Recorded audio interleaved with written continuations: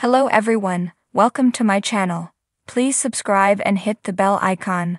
Young and the Restless spoilers. Cameron Hallucination inspires Sharon to make Nick jealous by seducing Adam.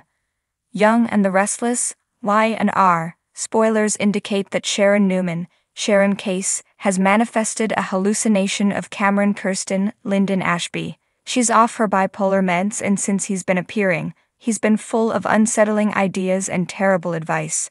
It's only a matter of time before he suggests something that gets Sharon into a big mess. The Young and the Restless spoilers. Sharon Newman has unresolved feelings for Nick Newman. E&R spoilers hint that Sharon still has romantic feelings for Nick. It's been clear for a while, however, now that she's off her meds, fans can tell that Nick is her one and only. She's been hesitant because of their friendship and his past infidelities. Plus, Cameron has made it no secret that he feels Sharon deserves better than how Nick has treated her in the past. Added teasers for the week of August 19 to 23 imply that Cameron will find a new way to mess with Sharon's mind. What kind of idea could he place in her head now, and will she act on it? I&R spoilers. Time to make Nick Newman jealous. Cameron has been taunting Sharon for a while now. He's also shown up during conversations with other real people in her life.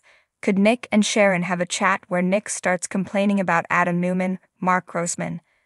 Now that they are no longer working together, Adam could make a decision at Newman Media that rubs Nick the wrong way. This may give Cameron an idea where he suggests that Sharon make Nick jealous by seducing Adam. With that being said, Adam is in a sticky situation as it is with the one-night stand he recently had with Chelsea Lawson, Melissa Claire Egan, in Baltimore. Sharon may not succeed in her attempt to land Adam in bed, however, the behavior will have Adam raising an eyebrow. If it's a situation where Nick stumbles upon the two, he may begin to realize that Sharon is not on her meds again, like she promised to be. Then again, if Adam rejects Sharon's attempts, she could fall into a self-loathing spiral where she tries to hurt herself. The outcomes of a messy circumstance like this one are endless. Sharon Newman had always been a woman of immense strength and complexity. Throughout her years in Genoa City, she had weathered countless storms, but none had shaken her as profoundly as the recent ordeal with Cameron Kirsten. His relentless obsession with her had reopened old wounds, dragging her back into a nightmare she thought she had long since escaped. Now, as she sat alone in the dimly lit living room of her cozy cottage, the memories of Cameron's terror were still fresh in her mind. The echoes of his sinister voice, the shadow of his presence, it was all too real, too vivid.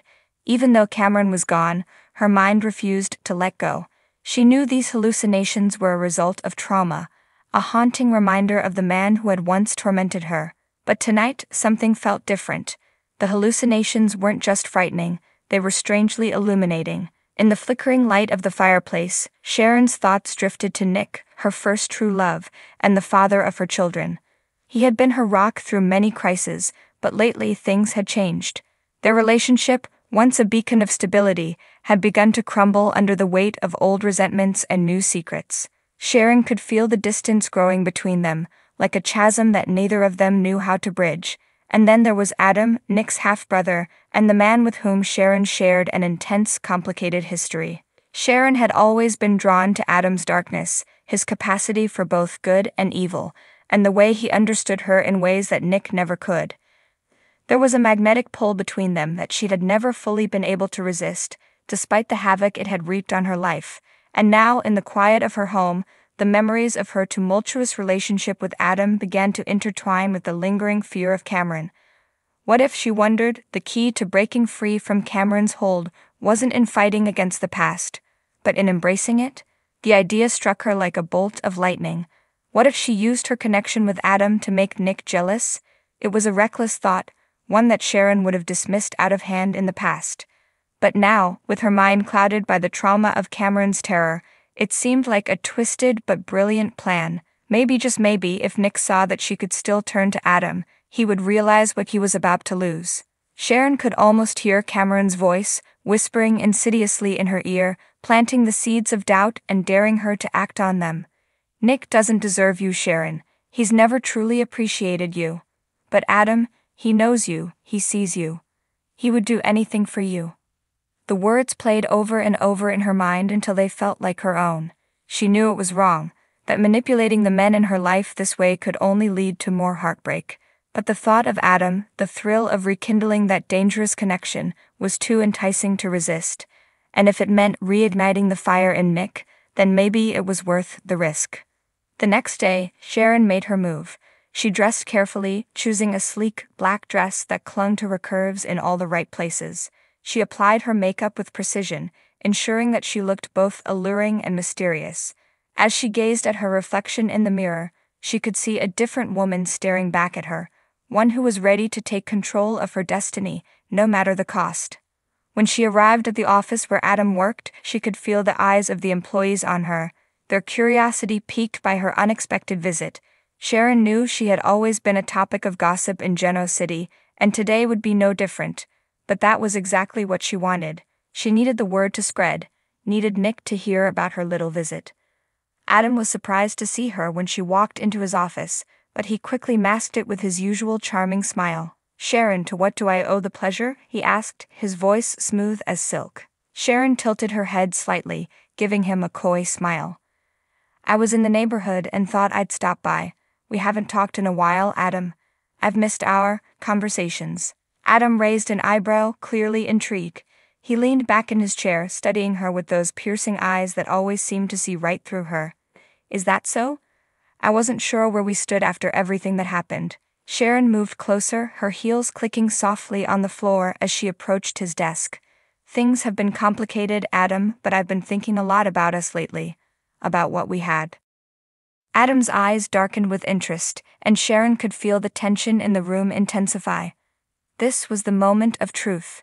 She had to play her cards right, to draw him in without revealing her true intentions. She leaned against the edge of his desk, her fingers lightly tracing the grain of the wood. "There's something between us that never really goes away, no matter how hard we try to ignore it. I know you feel it too." Adam's gaze never left hers as he stood up, moving closer until he was just inches away from her. "Sharon, are you sure this is what you want? You and Nick, you've always been the perfect couple." Sharon's heart raced, but she forced herself to stay calm, to keep up the act. "Nick and I are complicated. Sometimes I wonder if we're just holding onto a dream that doesn't exist anymore. Maybe it's time for something new, something real."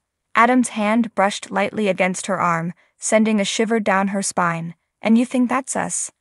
That we're what's real?" Sharon smiled, a seductive glint in her eyes. "I think it could be." As the words left her lips, Sharon felt a pang of guilt, knowing she was playing a dangerous game with two men who had been such integral parts of her life. But the thrill of the moment, the idea of finally taking control, was too intoxicating to resist. She leaned in closer, her lips hovering just a breath away from Adam's, and whispered, "Show me, Adam, show me what we could be." And in that instant, as Adam closed the distance between them, Sharon knew there was no turning back.